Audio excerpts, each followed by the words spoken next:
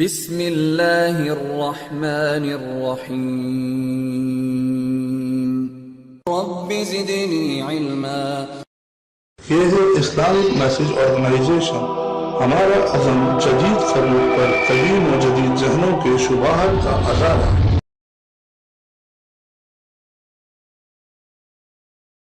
الحمد للہ رب العالمین والعاقبۃ للمتقین والصلاة والسلام علی سید الانبیاء والمرسلین وعلی آلہ وصحبہ اجمعین ومن تبعہم بإحسان الی یوم الدین۔ اما بعد فاعوذ باللہ السمیع العلیم من الشیطان الرجیم من ہمزہ ونفخہ ونفثہ۔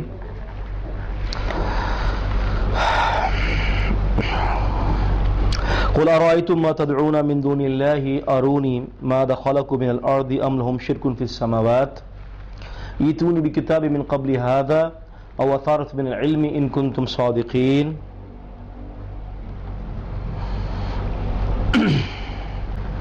رب اشرح لي صدري ويسر لي أمري واحلل عقدة من لساني يفقهوا قولي۔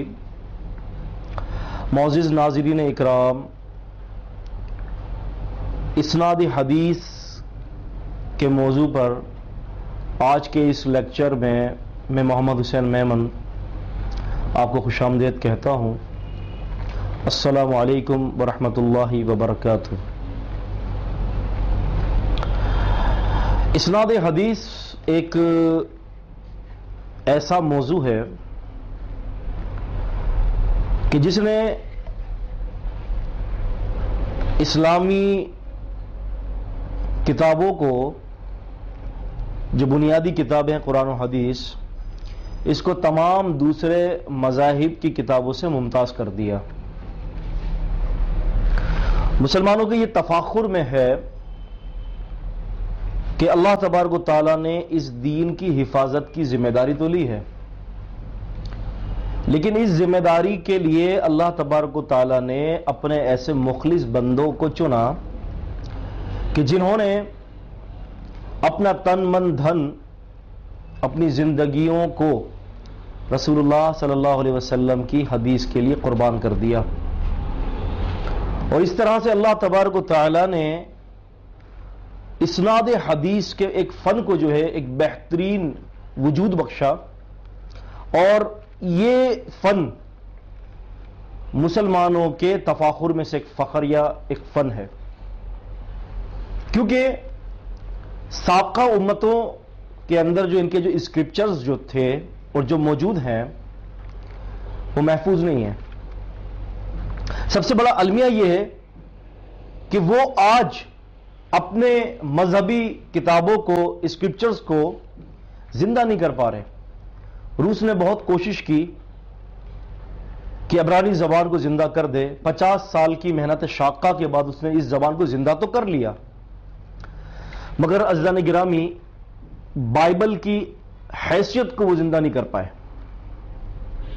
جو بائبل کی جو حیثیت جو ہے کہ ہر 50 سال یا ہر 40 سال کے اندر ریوائزڈ ورژن پیش کیا جاتا ہے، وہ ریوائزڈ ورژن جو ہے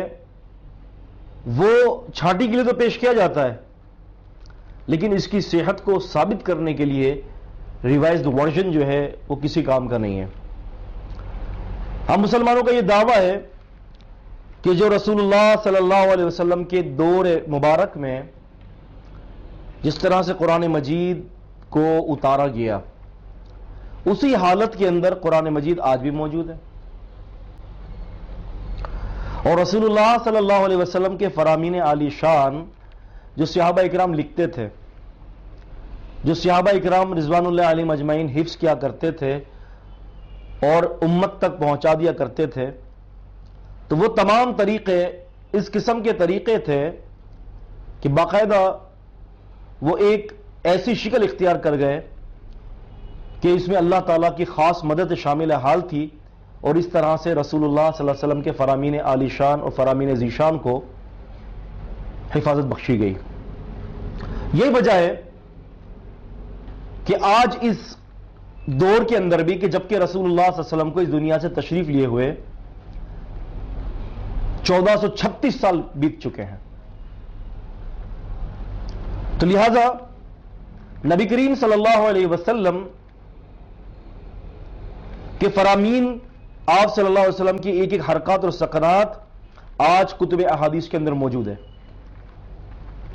اس کے خلاف اگر ہم بالکل برعکس جب دیگر مذاہبی کتابوں کو دیکھتے ہیں، کرسچینٹی کو دیکھ لیں، آپ ہندوازم کو دیکھ لیں، بدھزم کو دیکھ لیں، سکھزم کو دیکھ لیں، یہودیت کو دیکھ لیں، جودھزم کو دیکھ لیں، ان کے ہاں جو بھی کتابیں ہیں وہ ان کے پاس اتنے پرزور وثوق دلائل اور براہین اور اسنادی صورت کے اندر موجود نہیں ہے کہ جس طرح سے ہمارے ہاں ایک ایک رسول اللہ صلی اللہ علیہ وسلم کا فرمان آج اسناد کے ساتھ محفوظ ہے. یعنی بآسانی یہ پتہ لگایا جا سکتا ہے کہ آیا وہ رسول اللہ صلی اللہ علیہ وسلم کا فرمان مبارک ہے کہ نہیں ہے. تو یہ الحمدللہ مسلمانوں کے لیے ایک بڑی قابل فخر بات ہے. اس میں کوئی کمپلیکس ہونے کا شکار ہونے کا ضرورت نہیں ہے کہ ہمارے ہاں جو حدیث کو نہیں مانتے وہ کمپلیکس کے شکار ہو جاتے ہیں کہ جی یہ کیا ہے حدیث میں یہ وہ ہے. یہ تو تفاخر میں سے ایک فخریہ چیز ہے کہ ہمارے پاس جو ہے نیریٹیوز کے ذریعے، راویان حدیث کے ذریعے رسول اللہ صلی اللہ علیہ وسلم کی ایک ایک حرکت کو اور سکنت کو جو ہے محفوظ کر دیا گیا ہے. اور یہ اعزاز اذان گرامی صرف اسلام کے ہی حصے میں آیا ہے. یہ اعزاز نبیوں میں صرف محمد الرسول اللہ صلی اللہ علیہ وسلم کے حصے میں ہی آیا ہے، باقی کسی اور نبی کے حصے میں یہ اعزاز نہیں آیا. آپ دیکھیں نا، صحف ابراہیم ہے، صحف موسیٰ ہے، اسی طرح سے جو ہے جو نوح علیہ السلام پر جو تختیاں اتاری گئی تھیں، اور اسی طریقے سے جو ہے آپ جانتے ہیں کہ تورات ہے، انجیل ہے، زبور ہے. آج اپنی اصلی حالت کے اندر کوئی شخص بھی ان کتابوں کا دعویٰ نہیں کر سکتا. کہ جائے کہ میں ان کی بات نہیں کر رہا کہ جو دیگر مذاہب ہیں اور ان کا تعلق آسمانی کتابوں سے نہیں ہے، ان کی تو میں بات ہی نہیں کر رہا. میں تو ان کی بات کر رہا ہوں کہ جو آسمانی کتابیں جن کے اوپر دعویٰ کیا جاتا ہے، یا جو ہم مسلمان بھی ایمان رکھتے ہیں کہ اللہ پاک نے موسیٰ علیہ السلام پر تورات، عیسیٰ علیہ السلام پر انجیل اور داؤد علیہ السلام پر زبور نازل کی، ابراہیم علیہ السلام پر صحف اتارے، یہ ساری چیزیں ہم گواہی دیتے ہیں. لیکن آج جس صورت کے اندر ہمارے سامنے موجود ہے، اس کی آتھینٹیسٹی کوئی ثابت نہیں کر سکتا. برٹانیکا انسائکلوپیڈیا کے حوالے سے، according to Britannica encyclopaedia, version جو ہے اس کا جو ہے آپ یہ سمجھ لیں 1979 کا ورژن ہے. اس کے اندر باقاعدہ یہ بات لکھی ہوئی ہے کہ ہمیں یسوع مسیح کی زندگی پر محنت کرنا چھوڑ دینا چاہیے. کیوں؟ کہ ہمارے پاس یسوع مسیح کے صرف 50 دن محفوظ ہیں. یسوع مسیح یعنی مسیح علیہ السلام، عیسیٰ علیہ السلام کے 50 دن عیسائیوں کے پاس محفوظ ہیں، جبکہ ہمارے پاس محمد الرسول اللہ صلی اللہ علیہ وسلم کی نبوت سے قبل کی زندگی اور نبوت کے بعد کی زندگی مکمل محفوظ طریقے سے ہمارے پاس موجود ہے. الاصابہ فی تمیز الصحابہ، یہ ایک اذان گرامی ایک ایسی کتاب ہے کہ جس کو حافظ ابن حجر، احمد بن علی ابن حجر الاسقلانی رحمۃ اللہ علیہ، آپ نے تقریباً 800 سے زیادہ صحابہ اکرام اور دیگر تابعین کو حالات کو اپنی اس کتاب الاصابہ فی تمیز الصحابہ کے اندر جمع کیا ہے. مستشرق اورینٹلسٹ جو ہے، ایک مستشرق جو اس پر مقدمہ لکھتا ہے، اس کے پریفیس کے اندر وہ یہ کہتا ہے کہ مسلمانوں کے لیے یہ قابل فخر بات ہے کہ حدیث کے 5 لاکھ راویوں کی زندگی کو بھی اسماء اور رجال کے علم کے ذریعے محفوظ کر دیا گیا ہے. عزیزان گرامی، تاریخ اس بات کے اوپر شاہد ہے. اگر آپ رنگ برنگی چشمے اتار کر حقیقت کی نگاہ سے دیکھیں گے تو تاریخ اس بات پر شاہد ہے کہ جتنا علم کا ذخیرہ اسلام کے پاس ہے، قرآن اور حدیث کی صورت میں کے اندر موجود ہے، باقی کسی اور مذہب کے پاس علم کا ذخیرہ دور تک اتنا موجود نہیں ہے. یہ ہمارے لیے قابل فخر بات ہے. عزیزان گرامی، رسول اللہ صلی اللہ علیہ وسلم کے دور مبارک کے اندر 3 طریقوں سے حفاظت حدیث کا اہتمام کیا گیا ہے. یعنی یوں سمجھ لیں کہ پہلا جو طریقہ تھا وہ تھا میمورائزیشن آف نالج، یعنی علم کو حفظ کرنا. اور حفظ کے اندر اتنی قوت تھی صحابہ اکرام رضوان اللہ علیہ اجمعین کی اور محدثین اکرام تابعین تبع تابعین کی کہ ان کے ضبط کے اندر اللہ تبارک و تعالیٰ نے بڑی برکتیں ڈالی تھی، کیونکہ آپ یہ بھی جانتے ہیں کہ راویان حدیث کے جو راوی ہیں اس کے لیے اہم ترین شرط یہ ہے کہ اس راوی سے روایت کو قبول کیا جائے گا جو ضبط کے اندر معروف ہو. ایسے نہیں ہے کہ حافظہ کمزور ہے، بار بار بھول رہا ہے، بار بار نسیان کا شکار ہو رہا ہے، ضبط کے اندر معروف ہو، اس کا ضبط، اس کی جو ہے میموری اتنی اسٹرانگ ہو کہ وہ فوراً الفاظ حدیث کو اپنے اصل جگہ سے اٹھا کر اور بیان کرنے میں بھی اصل الفاظ نقل کرے. یہ ضبط کی قوت صحابہ کرام رضوان اللہ علیہم اجمعین کے اندر بہت تھی. پھر ان کے بعد تابعین، تبع تابعین، محدثین کی جماعت، یہ ایک پوری ایک لمبی ایک اسٹوری ہے. انشاءاللہ تعالی یہ تمام چیزیں محدثین اکرام کی سیرت کے اندر انشاءاللہ تعالی ہم آپ سے ضرور جو ہے وہ بیان کریں گے. ابھی کہنے سے مراد یہ ہے کہ سب سے پہلا جو طریقہ کار تھا حدیث کی حفاظت کا وہ تھا حفظ حدیث، میمورائزیشن آف نالج. یعنی صحابہ کرام جو رسول اللہ صلی اللہ علیہ وسلم سے سنتے اس کو فوراً اپنی میموری کے اندر جو ہے وہ فٹ کر لیتے. فوراً صحابہ کرام دورہ کیا کرتے تھے؟ کہتے ہیں کہ جس طرح سے ہم قرآن مجید کا دورہ کیا کرتے ہیں، ہم اسی طرح سے رسول اللہ صلی اللہ علیہ وسلم کے فرامین کا بھی دورہ کرتے تھے، ہم حدیث کو حفظ کرتے تھے. دوسرا طریقہ رہا حدیث کو قلم بند کیا گیا. یعنی نبی کریم صلی اللہ علیہ وسلم کی جو کاتبین وحی تھے، کتاب النبی صلی اللہ علیہ وسلم جو تھے، جو کتاب تھے نبی کریم صلی اللہ علیہ وسلم کے کاتبین تھے،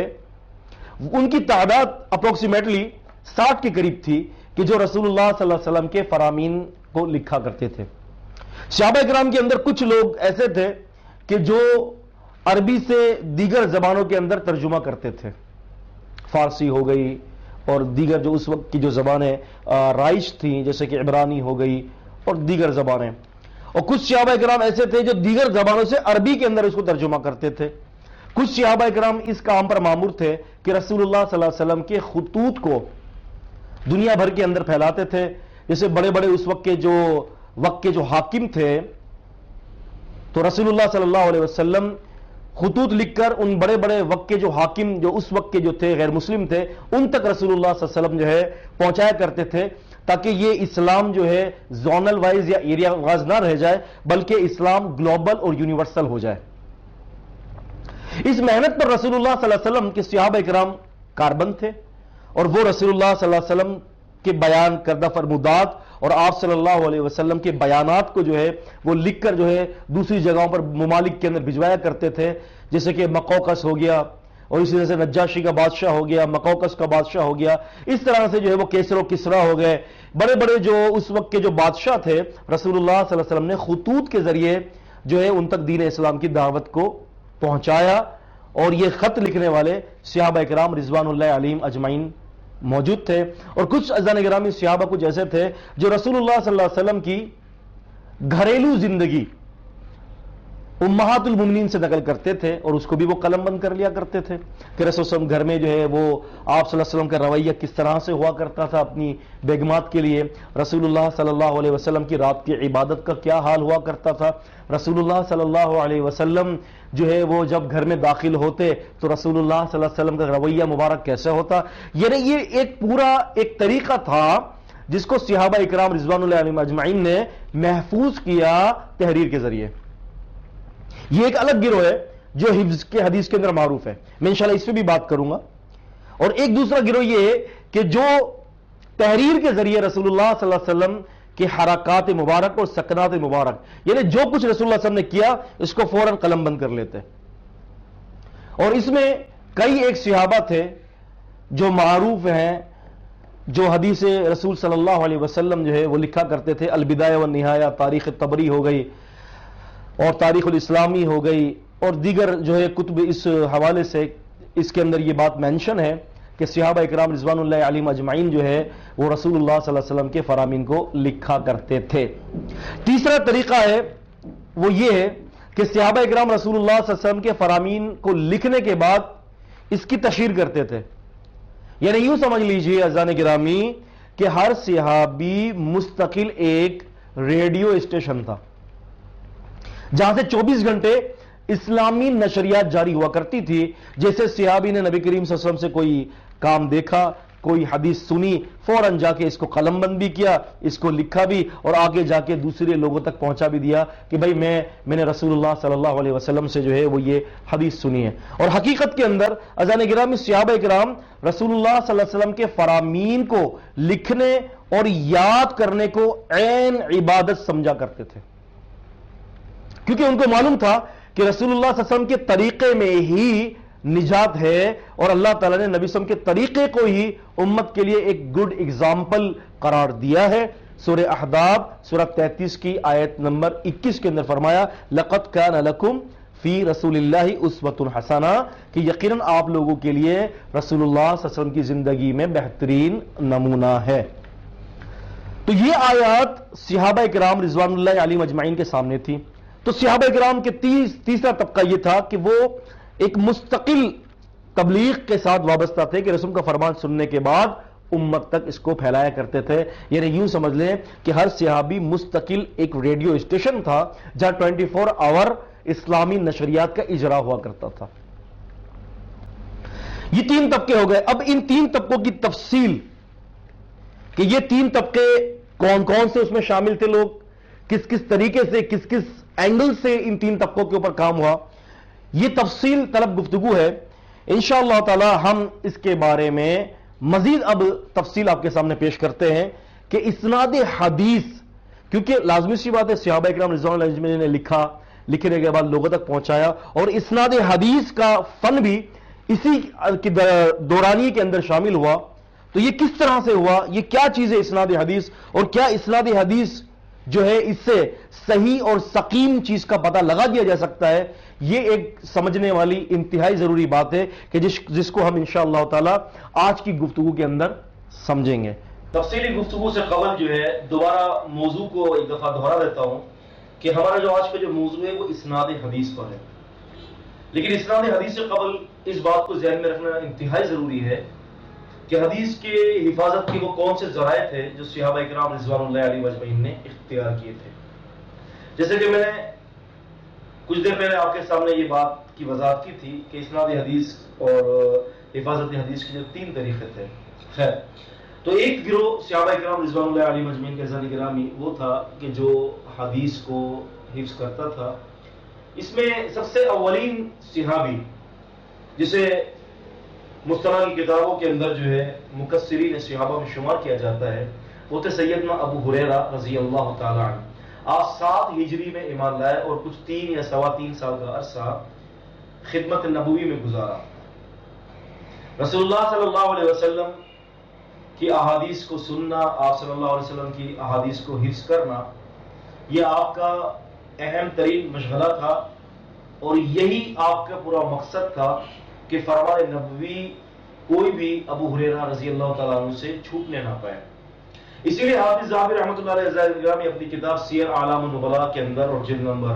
3 میں صفحہ نمبر 5, 13, 14, 15, 16, 17, 18, 19, 20 یہ تمام صفحات کے اندر سیدنا ابو ہریرہ رضی اللہ تعالیٰ عنہ پر گفتگو کرتے ہوئے یہ ریمارکس دیتے ہیں کہ اس عرصے میں یعنی تھوڑے سے عرصے میں ابو ہریرہ رضی اللہ تعالیٰ عنہ نے 5374 احادیث کو رسول اللہ صلی اللہ علیہ وسلم سے حفظ کیا۔ عزیزان گرامی، بلوغ المرام جو ایک کتاب ہے جس میں رسول اللہ صلی اللہ علیہ وسلم کی احادیث کو اکٹھا کیا گیا ہے، حافظ ابن حجر العسقلانی رحمۃ اللہ علیہ کی، اس کی شرح کے اندر سبل السلام وغیرہ کی کتابوں کے اندر اور باقی بھی تاریخ کی کتابوں کے اندر اور رجالی کتابوں میں یہ بات معروف ہے کہ ابو ہریرہ رضی اللہ تعالی عنہ سے تقریباً 800 راویوں نے روایت کیا ہے۔ 800 راویوں نے روایت کیا ہے۔ تو ابو ہریرہ رضی اللہ تعالیٰ عنہ وہ صحابی تھے کہ جو حفظ حدیث میں بڑے معروف تھے۔ صحابہ اکرام رضوان اللہ علیہم اجمعین میں حدیث کے حفظ کے معاملے میں صحابہ اکرام کو اللہ تبارک و تعالیٰ نے بڑی فضیلت دی ہے، خصوصاً ابو ہریرہ رضی اللہ تعالیٰ عنہ کو۔ آپ رسول اللہ صلی اللہ علیہ وسلم کے ساتھ رہتے تھے، اور ابو ہریرہ رضی اللہ عنہ فرماتے ہیں کہ انصاری اور مہاجر صحابہ اکرام جو تھے وہ لوگ اپنے کام کاجوں میں، کوئی کھیتی باڑی میں مصروف ہے تو کوئی ذریعہ کسی اور معاش کے اندر میں جو ہے وہ مصروف العمل ہے، لیکن وہ کہتے ہیں کہ میں تو رسول اللہ علیہ وسلم کے ساتھ رہتا تھا، رسول اللہ علیہ وسلم کی زبان مبارک سے کوئی کلمہ نکلتا ابو ہریرہ اس کو حفظ کر لیا کرتا۔ ایک دفعہ امام بخاری رحمۃ اللہ علیہ سے بخاری کتاب العلم جلد نمبر 1 اور چیپٹر نمبر جو ہے وہ 3 ہے اور حدیث نمبر 99 ہے، وہ کہتے ہیں کہ ابو ہریرہ رضی اللہ تعالیٰ نبی کریم صلی اللہ علیہ وسلم کی خدمت میں آتے ہیں اور کہتے ہیں کہ اللہ کے وسلم میں آپ سے بہت ساری احادیث کو جو ہے وہ سنتا ہوں لیکن بھول جاتا ہوں، تو رسول اللہ صلی اللہ علیہ وسلم نے فرمایا کہ ابو ہریرہ بسط رداءک، آپ اپنی چادر کو جو ہے پھیلائیے۔ ابو ہریرہ نے فرمایا کہ میں نے اپنی چادر کو پھیلایا، رسول نے اس طرح سے چلو کر کے معاوضہ کیا اور آپ نے فرمایا کہ اپنی چادر کو سمیٹ لے، سینے کی طرف انہوں نے سمیٹا، تو ہوا یہ کہ رسول اللہ صلی اللہ علیہ وسلم کے اس معاوضے کی برکات سے، اللہ کے حکم سے، ابو ہریرہ رضی اللہ عنہ فرماتے ہیں کہ فوا نسیت شیئا بعدہ، اس دن کے بعد ابو ہریرہ رضی اللہ تعالیٰ عنہ نے کبھی بھی رسول اللہ صلی اللہ علیہ وسلم کی ایک حدیث کو نہیں بھولے، یعنی یہاں سے رسول اللہ علیہ وسلم کی زبان مبارک سے کوئی لفظ نکلتا ابو ہریرہ رضی اللہ تعالیٰ عنہ اس کو ضبط کر لیا کرتے تھے۔ اس طرح سے جو ہے انس بن مالک رضی اللہ تعالیٰ عنہ وہ بھی حدیثوں کو حفظ کرتے تھے، ام المؤمنین عائشہ رضی اللہ تعالیٰ عنہ وہ بھی حدیثوں کو حفظ کرتی تھی، معاذ بن جبل رضی اللہ تعالیٰ عنہ تھے، اور اس کے علاوہ سعد بن ابی وقاص رضی اللہ تعالیٰ عنہ تھے، جابر بن عبداللہ رضی اللہ تعالیٰ عنہ تھے۔ یہ تمام صحابہ کرام اپنے حفظ کے اندر معروف تھے، اور مکثرین صحابہ میں ابو ہریرہ ہو گئے، عائشہ ہو گئی رضی اللہ تعالی عنہم اور دیگر صحابہ کرام یہ معروف تھے۔ تو صحابہ کرام رضوان اللہ علیہم اجمعین ان کا جو مقصد جو تھا وہ یہی تھا کہ حدیثوں کو حفظ کیا جائے، کیونکہ وہ رسول اللہ صلی اللہ علیہ وسلم کے فرمان عالی شان کو تبلیغ کرنے میں، اس کو یاد کرنے میں، اس پر عمل کرنے میں اللہ تبارک و تعالیٰ کی عبادت سمجھتے تھے۔ اور کیوں عبادت نہ ہو، جو کہ نبوت کے موتی کوئی شخص اگر حفظ کرتا ہے اور نبوت کے فرامین پر عمل کرتا ہے تو وہ تو اللہ کی اطاعت ہے، اور قرآن مجید نے اسی اطاعت کا ذکر کئی ایک مقام پر کیا ہے، سورہ نساء کے اندر سورہ نمبر 4 کی آیت نمبر 59 میں، سورہ نساء سورہ نمبر 4 کی آیت نمبر 65 میں، سورہ نساء سورہ نمبر 4 کی آیت نمبر 115 میں، سورہ نساء سورہ نمبر 4 کی آیت نمبر 89 کے اندر، سورہ نساء سورہ نمبر 4 کی 80 میں، اور سورہ نساء سورہ نمبر 4 کی 115 میں، سورہ نساء سورہ نمبر 4 کی آیت نمبر 150 میں، سورہ نساء سورہ نمبر 4 کی آیت نمبر 151 میں، اور سورہ نساء سورہ نمبر 4 کی آیت نمبر 113 کے اندر متعدد مقامات پر رسول اللہ صلی اللہ علیہ وسلم کے فرمان کو جو ہے اس پر عمل کرنے کا حکم جو ہے وہ دیا گیا ہے۔ حضرت گرامی، حفظ کا واقعہ کتب رجال کے اندر اور تاریخ کے اندر بڑا ایک زبردست واقعہ آتا ہے ابو ہریرہ کے بارے میں۔ ایک دفعہ ایسا ہوا کہ ابو ہریرہ رضی اللہ عنہ، کیونکہ غالب ابو ہریرہ رضی اللہ عنہ معروف تھے اپنے زمانے کے اندر حفاظت حدیث میں، کہ ان کا حافظہ، ان کی میموری جو ہے وہ بڑی اسٹرانگ تھی۔ تو ایک دفعہ نبی کریم صلی اللہ علیہ وسلم کے اس دنیا سے تشریف لے جانے کے بعد 50 ہجری کے لگ بھگ کا واقعہ ہے یہ، یعنی مروان بن حکم جو ہے وہ حاکم جب ہوا تو مروان نے سوچا کہ ابو ہریرہ رضی اللہ تعالی عنہ کا جو ہے وہ امتحان لیا جائے، ان کا امتحان لیا جائے، تو لہذا اس نے یوں کیا کہ اس کو ذکر کرتے ہیں امام بخاری رحمۃ اللہ علیہ اپنی کتاب الگناہ کے اندر جلد نمبر 1 اور صفحہ نمبر 44 کے اندر۔ وہ کہتے ہیں کہ ہوا ایسا کہ سیدنا ابو ہریرہ کو بلایا، اور بلانے کے وقت جو ہے ان کا ایک سیکرٹری تھا مروان کا، ابو زعزع کے نام سے، تو انہوں نے اس کو کہا کہ تم پردے کے پیچھے بیٹھ جاؤ اور ابو ہریرہ سے میں حدیثیں پوچھوں گا تو تم تمام حدیثوں کو قلم بند کر لینا۔ تو اس نے کیا کیا کہ حدیثیں قلم بند کر لی، حدیثیں لکھ لی، اور لکھنے کے بعد جو ہے ان کو کہا کہ آپ اب جا سکتے ہیں۔ 1 سال کے بعد انہوں نے دوبارہ بلایا اور کہا کہ آپ اسی حدیث کو دوبارہ لکھوا دیں جو آپ نے 1 سال پہلے ہمیں حدیثیں لکھوائی تھی۔ اس دفعہ یہ ہوا کہ پردے کے پیچھے ابو زعزع بیٹھے ہوئے تھے، انہوں نے وہ تمام حدیثیں جو ہے جو لکھا تھا انہوں نے ان کو سامنے کر لیا، اور ابو ہریرہ رضی اللہ عنہ کہا کہ آپ وہ پچھلی حدیثیں جو آپ نے بیان کی تھی اس کو دوبارہ لکھوائیں۔ ابو ہریرہ نے فرمایا کوئی مسئلہ ہی نہیں ہے، میں دوبارہ لکھوا دیتا ہوں۔ تو ابو ہریرہ رضی اللہ تعالیٰ عنہ نے گرامی ان احادیث کو دوبارہ لکھوایا، تو امام ذہبی رحمۃ اللہ علیہ فرماتے ہیں کہ کمال یہ ہو گیا کہ حدیث تو حدیث کی ترتیب کے اندر بھی کوئی فرق نہیں تھا۔ یہ کیا؟ اس سے پتہ چلا کہ صحابہ کرام رضوان اللہ علیہم اجمعین جو ہے ابو ہریرہ جو تھے اور اس طرح سے دیگر صحابہ، ان لوگوں کا جو حافظہ تھا، ان کی جو میموری تھی وہ جو ہے وہ غیر معمولی میموری تھی، یعنی بڑی اسٹرانگ میموری جسے ہم کہتے ہیں کہ پوری اسناد یاد کر لینا۔ اسی طرح سے امام بخاری رحمۃ اللہ علیہ کو دیکھیں، ان کے حافظے کی بھی کیا بات ہے کہ 16,000 حدیثیں جو ہے ان کے استاد نے لکھوائیں، اور امام بخاری رحمۃ اللہ علیہ جس کو ذکر کرتے ہیں تاریخ بغداد کے اندر، خطیب بغدادی رحمۃ اللہ علیہ نے جلد نمبر 2 کے اندر اور صفحہ نمبر 13 سے لے کر جو ہے وہ 27 تک جو ہے سید امام بخاری رحمۃ اللہ علیہ کا ذکر کیا ہے. تو اس میں امام بخاری رحمۃ اللہ علیہ نے اپنے استاد سے 16,000 حدیثیں حفظ کر لی. دیگر لوگ لکھ رہے تھے تو لوگوں نے یہ کہا کہ آپ حدیثیں کیوں نہیں لکھتے ہیں؟ تو انہوں نے کہا کہ آپ اپنی حدیثیں بیان کیجیے. تو امام بخاری رحمۃ اللہ علیہ نے ان احادیث کو جو ہے سننا اور سننے کے بعد لکھی ہوئی حدیثوں کی اپنے حافظے کی بلبوتے پر جو ہے وہ تصحیح کر دی. تو یہ بڑی کمال کی بات ہے کہ یہ پتہ چلتا ہے کہ ان کے حافظے حد الامکان یقیناً بہت بڑے جو ہے وہ قوی حافظے والے یہ لوگ تھے. تو حفاظت حدیث میں حافظے کا بہت بڑا عمل دخل رہا ہے. الحمدللہ روز اول سے ہی جب اللہ تبارک و تعالیٰ نے رسول اللہ صلی اللہ علیہ وسلم پر اذان گرامی وحی نازل کی تو اس وقت سے ہی آپ دیکھتے ہیں کہ وہ وحی کا پورا سلسلہ محفوظ ہے. رسول اللہ صلی اللہ علیہ وسلم کو ورقہ بن نوفل کے پاس امی خدیجہ رضی اللہ تعالیٰ عنہ لے کر گئی، وہ پورا محفوظ ہے. آپ اس بات کا اندازہ یوں لگا سکتے ہیں اذان گرامی رسول اللہ صلی اللہ علیہ وسلم کی حدیثوں کی حفاظت کے بارے میں کہ ایک صحابی انس بن مالک رضی اللہ تعالیٰ عنہ جو کہ غالباً 10 سال نبی کریم صلی اللہ علیہ وسلم کی خدمت اقدس میں رہے اور رسول اللہ صلی اللہ علیہ وسلم کی خدمت میں مصروف العمل رہے. یہ آپ صلی اللہ علیہ وسلم کے کاتبین میں بھی تھے اور یہ نبی صلی اللہ علیہ وسلم کے خادمین میں بھی تھے. بڑے نصیب والے تھے، ظاہر نصیب کہ اتنی زیادہ نصیبے کی چیز اللہ تبارک و تعالیٰ نے ان کو عنایت فرما دی. اللہ تعالیٰ ہمارا تعلق ان پاک باز لوگوں کے ساتھ جوڑ دے. آمین یا رب العالمین. اللہم آمین. اللہم اجعلنا منہم. تو انس بن مالک رضی اللہ تعالیٰ عنہ یہ کہتے ہیں کہ میں رسول اللہ صلی اللہ علیہ وسلم کی داڑھی مبارک میں کتنے سفید بال تھے، کہتے ہیں کہ میں اس بات کو جانتا ہوں. لوگوں سے کہتے ہیں کہ لوگوں رسول اللہ کی داڑھی مبارک میں 19 بال سفید تھے.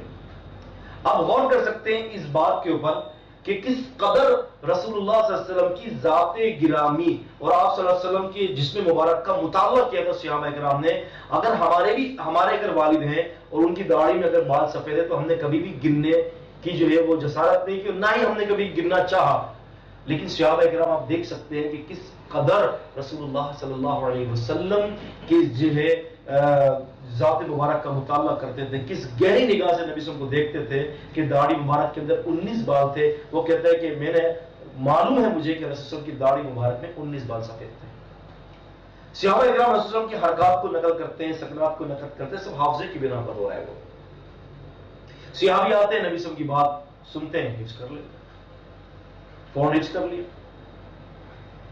اب حافظے کا واقعہ ویسے تو بہت زیادہ حافظے کے واقعے ہیں، میں ایک حافظے کا واقعہ آپ کو نقل کرتا چلوں. سیدنا ابو ہریرہ رضی اللہ تعالیٰ عنہ کے جو دور میں تھا، تقریباً یہ اذان گرامی 50 یا 58 ہجری کے مابین یہ واقعہ ہے. ابو ہریرہ رضی اللہ تعالیٰ عنہ اپنے ایک شاگرد تھے ان کے، بلکہ ہم یوں کہیں گے کہ شاگرد رشید، ایک شاگرد رشید تھے جن کو امام بخاری رحمۃ اللہ علیہ نے جن کی احادیث کو صحیح بخاری کے اندر نقل کیا ہے، مسند امام احمد کے اندر بھی ہیں اور دیگر محدثین اکرام نے ان سے احادیث کو قلمبند کیا. وہ کون تھے؟ وہ تھے حمام منبی رحمۃ اللہ علیہ. حمام منبی رحمۃ اللہ علیہ یہ ایک ایسے شخص تھے کہ جو سیدنا ابو ہریرہ رضی اللہ تعالیٰ عنہ کے انتہائی قریب تھے. ابو ہریرہ بھی خاص توجہ دیتے تھے ان کے اوپر، حدیثیں جو ہیں وہ ان کو لکھواتے تھے، وہ حدیث لکھتے تھے، حدیث لکھتے ہوئے یاد بھی کرتے تھے. ایک دفعہ اذان گرامی ایک بڑا عجیب واقعہ ہو گیا. اس طرح سے ہوا کہ سیدنا ابو ہریرہ رضی اللہ تعالیٰ نے ان کو کچھ حدیثیں لکھوائیں، 139 کے قریب 139 احادیث لکھوائیں ایک کاغذ پر یا کچھ چیزوں پر، اور وہ ہوا یہ کہ لکھنے کے بعد وہ مخطوطہ جسے ہم کہیں گے مینوسکرپٹ گم ہو گیا. اب ہوا یہ کہ انہوں نے یاد تو کر لی، حدیث لکھی، لکھنے کے بعد یاد ہو گئی، تو انہوں نے حافظے کے بلبوتے پر ان احادیث کو اپنے شاگرد ابو عروہ معمر بن راشد رحمۃ اللہ علیہ کو یاد کروا دی. ابو عروہ معمر بن راشد رحمۃ اللہ علیہ نے حدیث یاد کرنے کے بعد اپنے شاگرد امام عبدالرزاق رحمۃ اللہ علیہ کو یاد کروا دی. امام عبدالرزاق رحمۃ اللہ علیہ نے اپنے شاگرد امام احمد بن حنبل رحمۃ اللہ علیہ کو حدیثیں یاد کروائی. تو تقریباً 317 ہجری کے لگ بھگ یہ سلسلہ سند سینہ بسینہ حافظے کے بلبوتے پر احادیث ہوتے ہوتے 317 ہجری کے اندر مسند امام احمد کے اندر یہ 139 کے قریب احادیث جو ہے وہ ضم ہو گئی. دوبارہ سنیے اسناد کو نبی کریم صلی اللہ علیہ وسلم، ان سے سیدنا ابو ہریرہ رضی اللہ تعالیٰ عنہ، پھر ان سے جو ہے حماد بن منبی رحمۃ اللہ علیہ، ان سے پھر ابو عروہ محمد بن راشد رحمۃ اللہ علیہ، ان سے پھر جو امام عبد الرزاق رحمۃ اللہ علیہ، ان سے پھر امام احمد بن حنبل رحمۃ اللہ علیہ روایت کی ہے۔ اب اذان گرامی جب یہ حدیثیں یہاں پر پہنچی، اب وہ آپ تو جانتے ہیں کہ کلمی جو نسخہ تھا وہ 50 سے 58 ہجری کے مابین گم ہو چکا تھا۔ ڈاکٹر حمید اللہ مرحوم، آپ 1900 عیسوی کے ایک ریسرچ اسکالر گزرے ہیں اور آپ نے تاریخ تدوین حدیث پر بیش بہا کام کیا ہے۔ آپ نے یہ کہا کہ میں لائبریری میں بیٹھا ہوا تھا، باہر کسی ملک کی برلین کی غالباً لائبریری تھی، تو کہنے لگے میں وہاں بیٹھا ہوا تھا تو ایک ایسے کمرے میں گیا کہ جہاں پر مینوسکرپٹس تھے مسلمانوں کے، جو ہے بزرگوں کے جو ہاتھ کے قلبی نسخے تھے، کیونکہ آپ تو جانتے ہیں کہ انگریز کا تو کام ہی یہی ہے، جب بھی کسی ملک پر قابض ہوتا ہے تو وہاں سے اچھی چیزیں نکال کے اپنے ملک میں بھر لیتا ہے۔ تو انگریز نے یہی کیا کہ ہمارے جب مسلمانوں کی ممالک پر قابض ہوا تو ہماری تعلیمات جو ہمارے بزرگوں کی تھی، جو لکھی ہوئے ہاتھ کے مخطوطے تھے، اس نے اٹھا کر جو ہے نا اپنی میوزیم کے اندر اور اپنی لائبریری کے اندر سے بھر لیا۔ خیر، یہ ایک الگ گفتگو کا ایک موضوع ہے، انشاءاللہ اللہ تعالیٰ کبھی موقع دیں گے اس پر بھی ایک تفصیلی گفتگو آپ کے سامنے پیش کی جائے گی تاریخ کے حوالے سے۔ تو حمید اللہ مرحوم نے یہ کہا کہ میں لائبریری میں بیٹھا ہوا تھا تو میں نے دیکھا اچانک کہ ایک مخطوطہ میرے سامنے نظر آیا، اور یہ مخطوطہ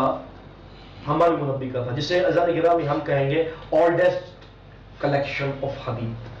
پرانا، انتہائی پرانا ترین کلیکشن نسخہ حدیث رسول صلی اللہ علیہ وسلم کا۔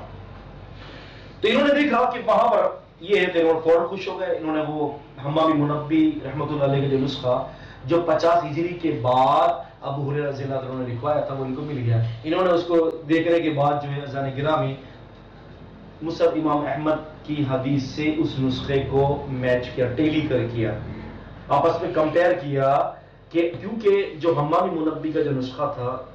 بات کو ذرا توجہ کے ساتھ سنیے گا، حماد بن منبی رحمۃ اللہ علیہ کا جو نسخہ تھا یہ وہ نسخہ تھا لکھا ہوا کہ جو 50 ہجری کے بعد گم ہوا، اور اسی نسخے کو یاد کرتے کرتے 317 ہجری میں مسند امام احمد تک پہنچایا گیا۔ اب دیکھیں، اگر حدیث کی حفاظت، سلسلہ اسناد کی حفاظت اگر اللہ تبارک و تعالیٰ کی رسپانسبلٹیز میں سے نہیں ہے تو پھر بہت کچھ بدل گیا ہوگا، بہت کچھ۔ یہاں تو 10 سال کے اندر بہت کچھ بدل جاتا ہے، تو 317 ہجری اپروکسیمیٹلی تقریباً یوں سمجھنے کہ 350 سال کے عرصے کے اندر یہ روایت سینہ بسینہ نیریٹرز کے ذریعے جو ہے حافظے کے اعتبار سے جو ہے یہ پہنچ کر حدیث مسند احمد بن حنبل رحمۃ اللہ علیہ تک پہنچایا گیا۔ ڈاکٹر حمید اللہ کہتا ہے کہ میں نے جو ہے وہ مسند امام احمد کھولی، اور کھولنے کے بعد جو ہے بطریق ان حماد منبی ابی ہریرہ رضی اللہ تعالی عنہ عن النبی صلی اللہ علیہ وسلم، اس سند کے حوالے سے میں نے دیکھا، اور جب دیکھا اس نسخے کو کہ جو سینہ بسینہ مسند احمد تک پہنچا تو دونوں نسخے کو ملایا تو کہنے لگے کہ حدیث کے الفاظوں میں بھی کوئی فرق نہیں تھا۔ اب یہ بات علی اعلان کہی جا سکتی ہے، اِنَّا نَحْنُ نَزَّلْنَا الذِّكْرَ وَإِنَّا لَهُ لَحَافِظُونَ، ہم نے اتارا اس دین کو، اس شریعت کو، اور اس کی حفاظت کی ذمہ داری بھی ہمارے اوپر ہے۔ بہت سارے ہمارے بھائی اِنَّا نَحْنُ نَزَّلْنَا الذِّكْرَ وَإِنَّا لَهُ لَحَافِظُونَ کا ترجمہ کرتے ہیں ہم نے اتارا قرآن، ٹھیک ہے یہ قرآن صحیح، ہم نے اتارا قرآن، لیکن وسیع ترجمہ ہوگا ہم نے اتارا اس نصیحت کو، اس شریعت کو، اور اس کی ذمہ داری بھی ہمارے اوپر ہے۔ کیوں کہ اللہ تبارک و تعالیٰ نے مکمل دین قرآن مجید میں نازل نہیں کیا، بلکہ اللہ تبارک و تعالیٰ نے مکمل دین قرآن اور احادیث کے اندر نازل فرمایا ہے۔ اسی لیے دونوں کی ذمہ داری، اس کی پروٹیکشن اللہ تبارک و تعالیٰ کی رسپانسبلٹی ہے، اور اللہ پاک نے اپنی اس رسپانسبلٹی کو مکمل کیا، اور ان اللہ لا یخلف المیعاد، اللہ تعالیٰ کبھی بھی اپنے وعدے کے خلاف نہیں کرتا۔ حفاظت کی ذمہ داری لی ہے تو قیامت تک لی ہے۔ تو یہ تو تھا ایک حفاظت کا دور کہ حفاظت کی گئی حافظے کے اعتبار سے صحابہ کرام یاد کرتے دورہ کیا کرتے تھے. صحابہ کرام فرماتے جس طرح سے رسول ہمیں قرآن سکھاتے اس طرح سے نبی کریم صلی اللہ علیہ وسلم ہمیں التحیات بھی سکھایا کرتے تھے, ہمیں استخارے کی دعا سکھایا کرتے تھے. یعنی خلاصہ یہ ہے کہ جس طرح سے نبی صلی اللہ علیہ وسلم نے صحابہ کرام کو قرآن سکھایا بعین اسی طرح سے رسول اللہ صلی اللہ علیہ وسلم نے صحابہ کرام رضوان اللہ علیہ مجمعین کو اپنے فرامین کو بھی سکھایا. ان دونوں کی تعلیم اور تربیت جاری رہی اور ان دونوں کو حقیقت کے اندر ورثہ مانا گیا ہے. ایک دفعہ ایسا ہوا, ڈاکٹر ابی حمید اللہ اپنی کتاب کے اندر نقل کرتے ہیں, کہتے ہیں کہ ایک دفعہ ایسا ہوا کہ ابو ہریرہ رضی اللہ تعالی عنہ انہوں نے لوگوں سے کہا بازار کے اندر جا کر کہ لوگوں تم لوگ یہاں کیا کر رہے ہو, بازار میں آپ سارے مسجد میں جائیں اور دیکھیں وہاں پر رسول صلی اللہ علیہ وسلم کا ترکہ تقسیم ہو رہا ہے, آپ کی ہیریٹنس تقسیم ہو رہی ہے, جاؤ وہاں پر اور نبی کریم صلی اللہ علیہ وسلم کے ورثے میں شامل ہو جاؤ. اب لوگ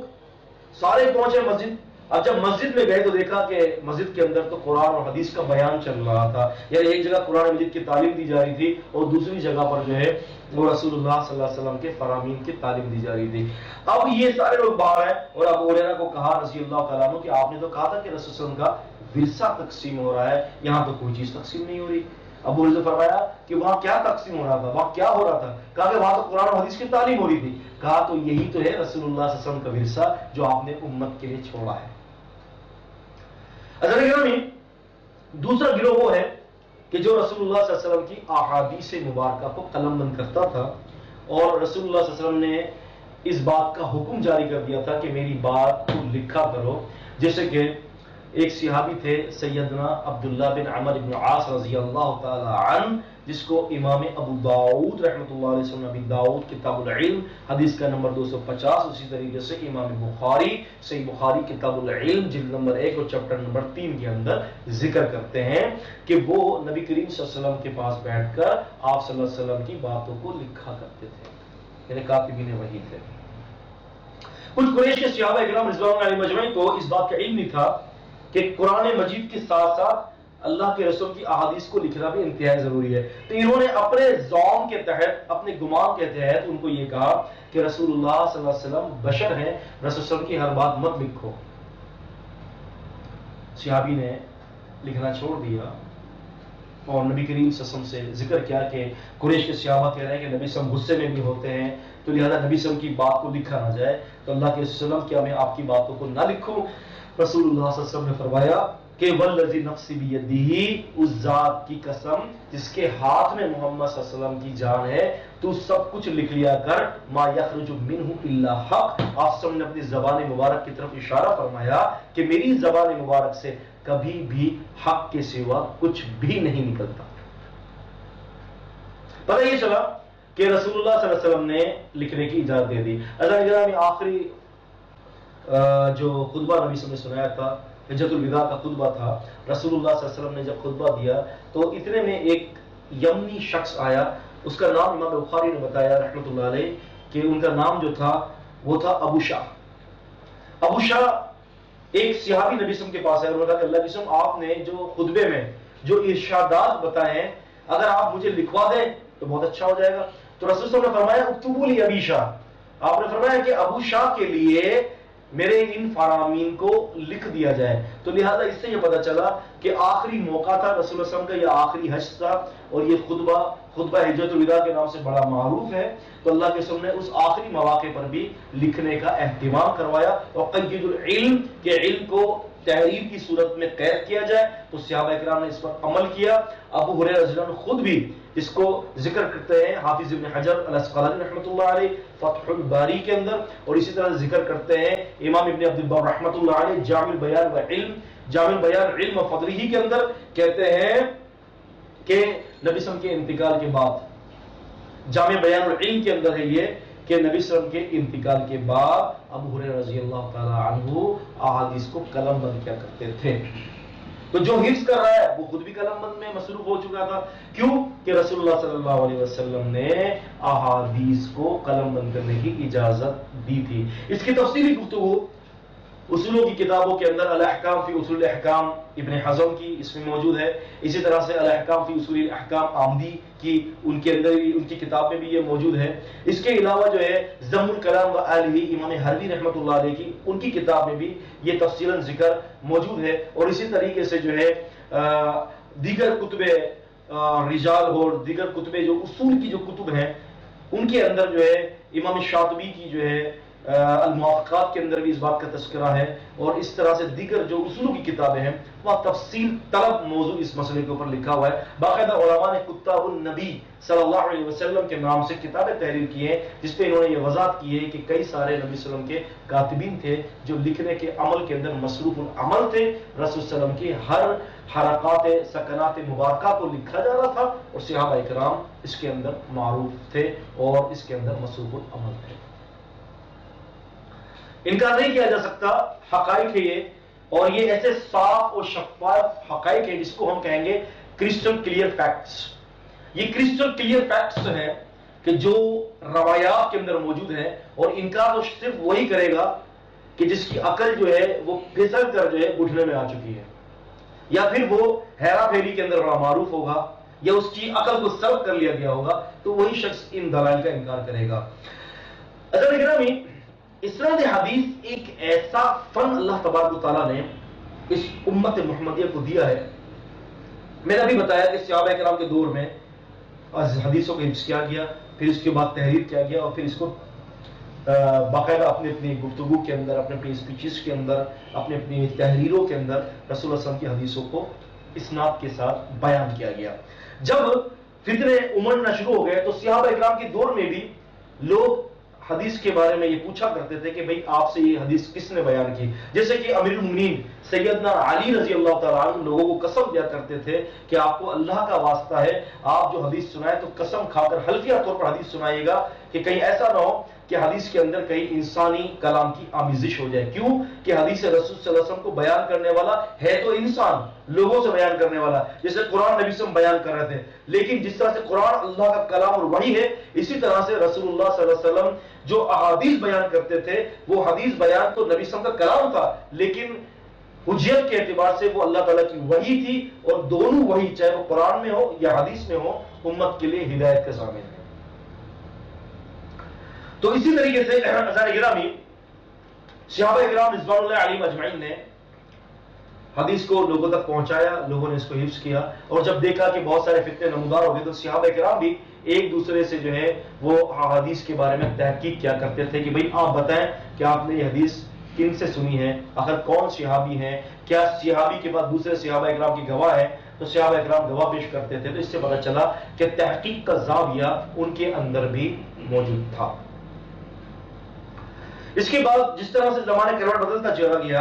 اس طرح سے پہلی ہجری، دوسری ہجری، پہلی صدی ہجری، دوسری صدی ہجری، تیسری صدی ہجری، چوتھی صدی ہجری کے اندر بڑے بڑے علی بن مدینی، یحییٰ بن معین، اور اسی طرح سے جو عبداللہ بن مبارک، اسی طرح سے امام بخاری، امام مسلم، امام ابو حاتم، امام ابو زرع الرازی، اسی طرح سے مسلم بن وارا، امام عبد الرزاق، امام احمد بن حنبل، امام ترمذی، امام ابو داؤد، اور اسی طریقے سے امام مالک، اور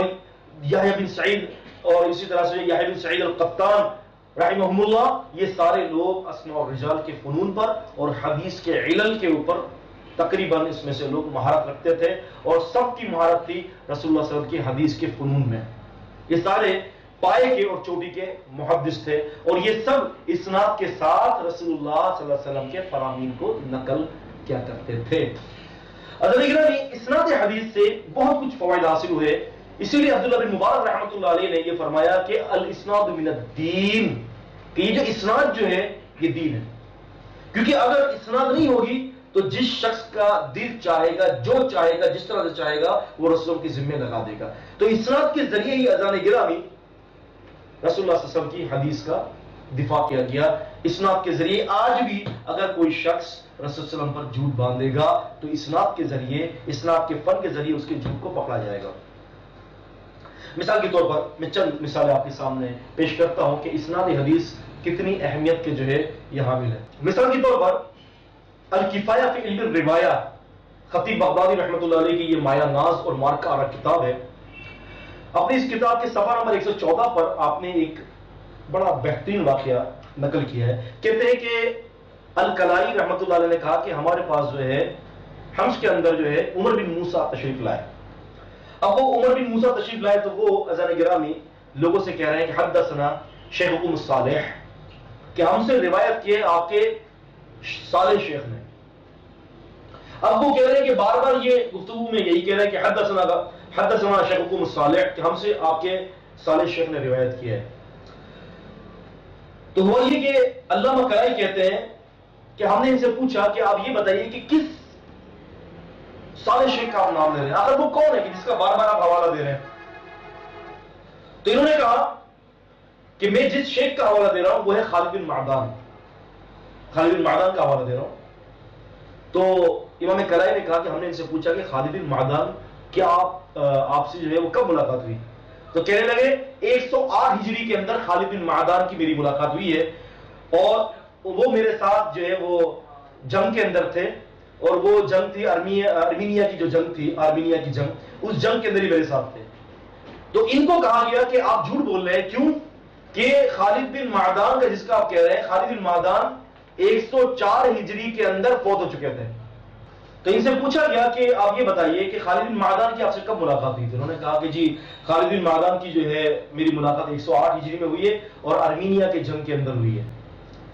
تو ان سے کہا گیا کہ آپ غلط کہہ رہے ہیں، آپ جھوٹ بول رہے ہیں. کیوں؟ کہ خالد بن معدان کا انتقال جو ہے وہ 104 ہجری میں ہوا ہے، یعنی انتقال کے 4 سال کے بعد آپ کی ان سے ملاقات ہوئی، یہ ناممکن ہے. تو لہذا آپ جھوٹ بول رہے ہیں. عزیزان گرامی یہ واقعہ بھی اس بات کے اوپر دلالت کر رہا ہے کہ ان کی چوری پکڑی گئی رجال کے فن کے ذریعے.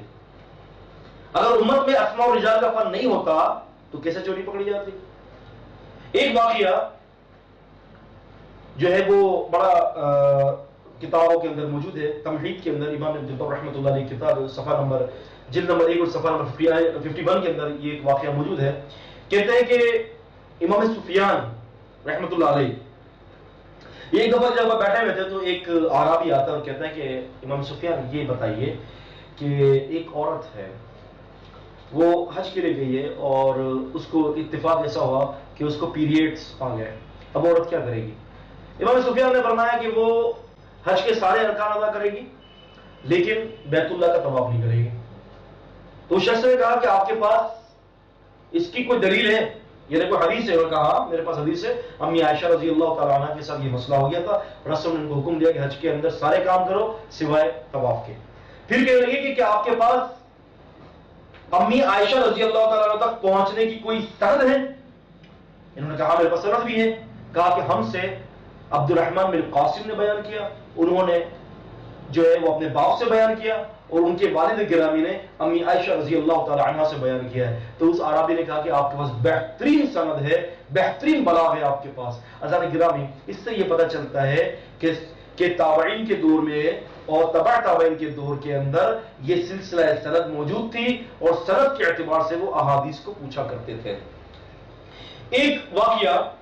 جس کو امام ابن صلاح رحمۃ اللہ علیہ نے اپنے مقدمے میں، مقدمہ صلاح علوم الحدیث پر بڑا معروف مقدمہ ہے اور بہترین مقدمہ ہے، یہ پوری کتاب ہے جس کو جو ہے حافظ ابن حجر نے جس کے اوپر کام کیا ہے، علامہ زرکشی رحمۃ اللہ علیہ نے بھی کام کیا ہے النقد کے نام سے، جسے ابن حجر رحمۃ اللہ نے کام کیا. تو اسی کتاب کے اندر یہ واقعہ صفحہ نمبر 344 کے اندر کہتے ہیں کہ ایک دفعہ ایسا ہوا کہ صاحب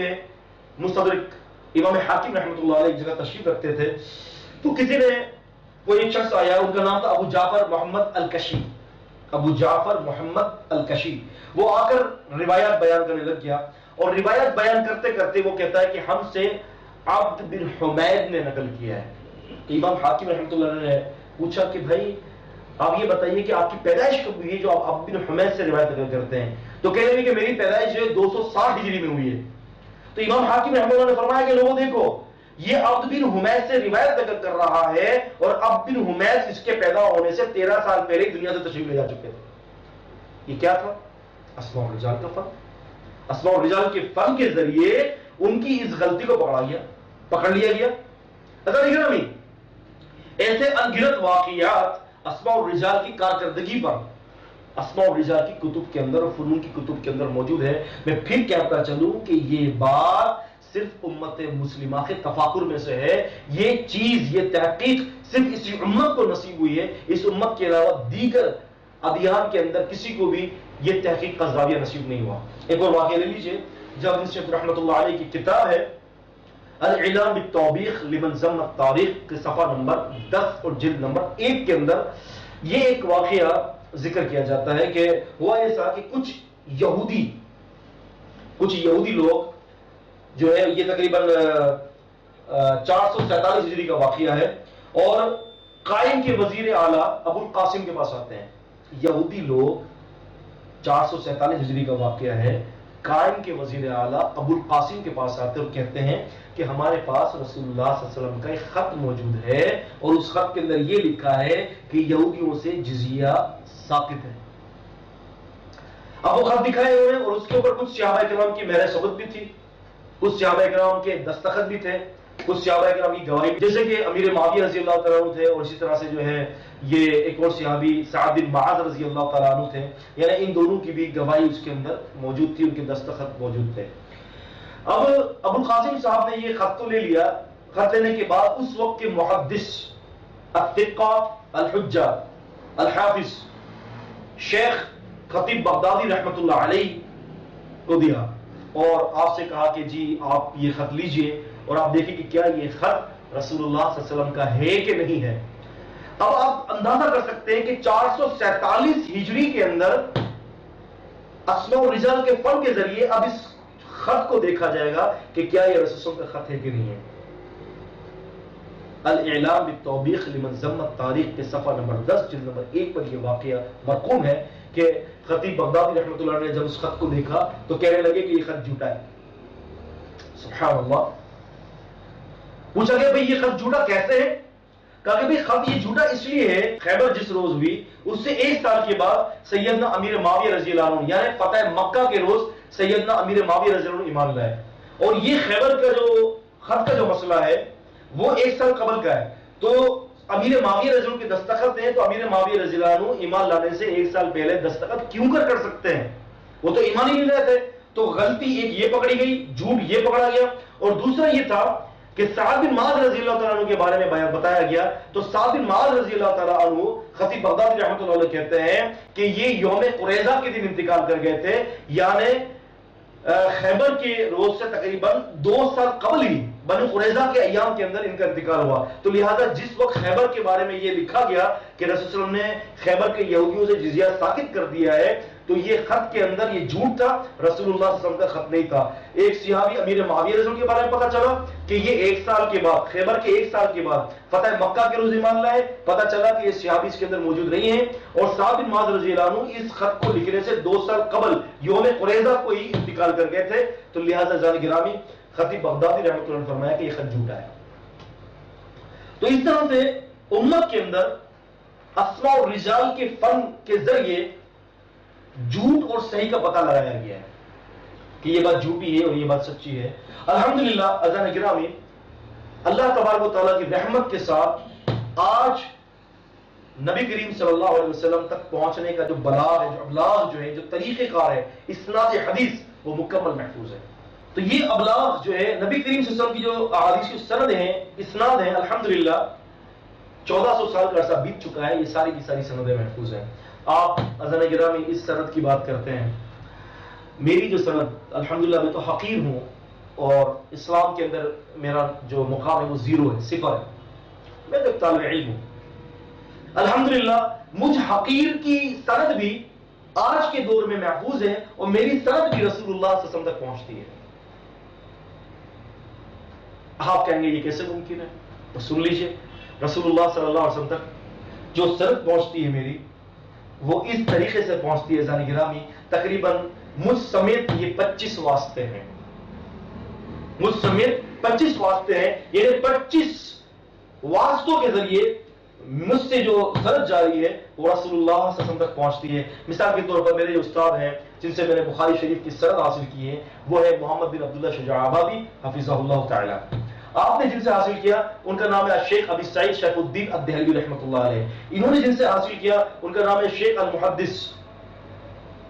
نذیر حسین الدہلوی رحمۃ اللہ علیہ۔ انہوں نے جن سے حاصل کیا ان کا نام ہے شیخ عبد الرحمن بن محمد الشامی رحمۃ اللہ علیہ۔ انہوں نے جن سے حاصل کیا ان کا نام ہے الشیخ مصطفیٰ بن محمد الدمشقی رحمۃ اللہ علیہ، انہوں نے جن سے حاصل کیا ان کا نام ہے الشیخ عبد الغنی النابلسی رحمۃ اللہ علیہ، انہوں نے جن سے سند بخاری حاصل کیا اپنے استاد سے ان کا نام ہے شیخ محمد تقی الدین عبد الباقی الحملی رحمۃ اللہ علیہ، انہوں نے اپنے جس استاد سے نام سنا ان کا نام ہے الشیخ ابی عبد الرحمن الحجازی رحمۃ اللہ علیہ، انہوں نے جن استاد سے سنا بخاری شریف کا سماع کیا اور جو ان کی سند پہنچتی ان کا نام ہے شیخ محمد بن محمد ابن شہیر الکماش رحمۃ اللہ علیہ، انہوں نے جن سے حاصل کیا ان کا نام ہے حافظ ابن حجر الاسقلانی رحمۃ اللہ علیہ، حافظ ابن حجر رحمۃ اللہ علیہ نے جن سے صحیح بخاری کی سند کو حاصل کیا ان کا نام ہے شیخ ابی اسحاق ابراہیم بن محمد رحمۃ اللہ علیہ، اور انہوں نے جن سے سند حاصل کیا ان کا نام ہے شیخ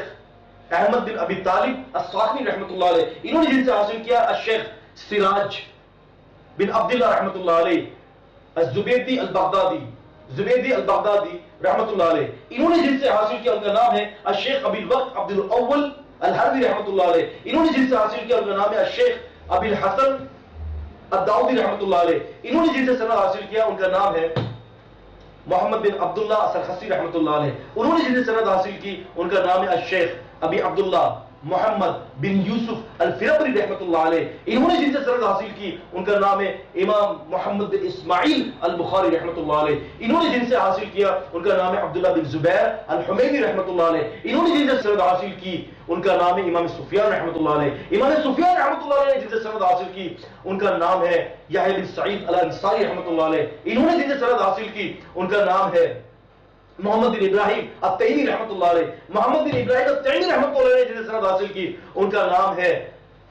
القمہ بن وقاص اللیثی رحمۃ اللہ علیہ، القمہ بن وقاص اللیثی رحمۃ اللہ علیہ نے جن سے سند حاصل کی ان کا نام ہے سیدنا امیر المؤمنین عمر رضی اللہ تعالی عنہ، عمر بن خطاب رضی اللہ تعالی عنہ جن سے سند حاصل کی وہ ہے محمد رسول اللہ صلی اللہ علیہ وسلم، انما الاعمال بالنیات، کہ اعمالوں کا دار و مدار نیتوں پر ہے۔ عزیزان گرامی، یہ پورے 25 واسطے تھے مجھ سے لے کر رسول اللہ صلی اللہ علیہ وسلم کی حدیث تک جو میں نے آپ کو زبانی سنائے ہیں۔ الحمدللہ ثم الحمدللہ،